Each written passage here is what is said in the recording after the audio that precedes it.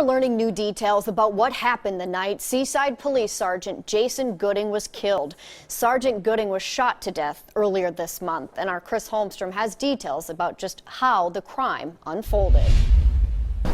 It was here on the Seaside Boardwalk where Sergeant Jason Gooding was shot and killed. He was with Officer David Davidson serving an arrest warrant when both of their lives were changed forever.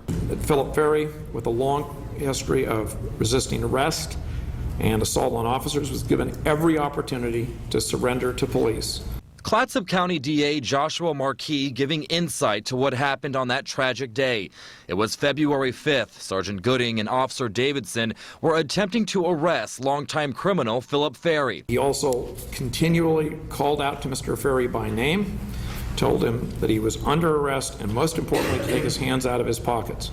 Mr. Ferry refused. When he refused, Officer Davidson tasered him. Some of it obviously affected Mr. Ferry because he did go down partially. Sergeant Gooding moved in, at which point a single gunshot was fired from a semi-automatic pistol. That bullet hit Sergeant Gooding, going underneath his bulletproof vest.